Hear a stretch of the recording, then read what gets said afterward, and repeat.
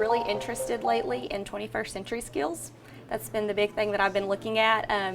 And in my research, I found that a lot of the skills that are founded by educational research that are going to be super important for these students as they're going forward in a very unpredictable world. Who knows what jobs are going to be out there?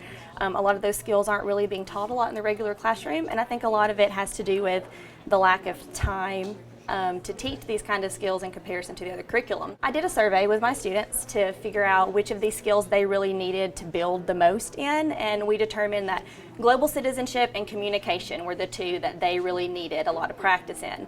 And so we're doing a really big unit right now on global citizenship, and of course communication and a lot of those entrepreneurial skills are embedded within it. But global citizenship is the big concept. And so what they're doing is they have chosen different topics. We're talking about polluted water and how can we help today. We are doing stereotypes and how they are wrong. It's about universal education. Endangered animals. We're using a really awesome tool called a mind map to put together all of our research, kind of our left brain organization and then our right brain branching off of radiant thinking. And then ultimately, they'll be putting all of that together to create a video product on their topic of choice pertaining to global citizenship. So the big overarching question for me for this unit, the big question was, what is a global citizen and how can a global citizen promote needed change in the world? And so that is their main ultimate goal. Whatever their topic is, they are creating a video project that they hope is going to educate the world as to how they can help with that issue.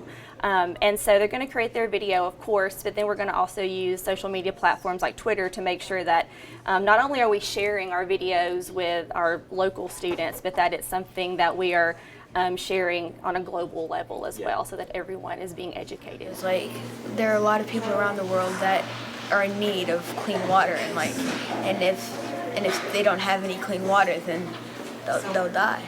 They need clean water to live. Somebody needs to stand up and speak for other people and say that this is wrong. Just like with anything, it's a bit of a struggle to find a way to do something a little bit differently. Like for me, for example, to show that I am assessing something that's not a number, but it's doable, and you're able to do that in a way that you can provide evidence that you did it and did it well and that it paid off for your students. And so when you have that evidence and that support there's nothing to be afraid of, because you can prove that what you did was valuable. I don't honestly always feel that a number grade is the best way to measure a student. However, my students are scored in a way, but what we look at is all of those elements that I'm looking for them to show me that they've grown as a global citizen. They are then scored at the end of their project, and they can fall within one of three levels: novice, adventurer, or master. And so I have expectations that I'm looking for, and if they've completely met all those expectations, then they're a master. If they're kind of there but not quite, adventurer, and then if they still have a lot of work to do, they're a novice.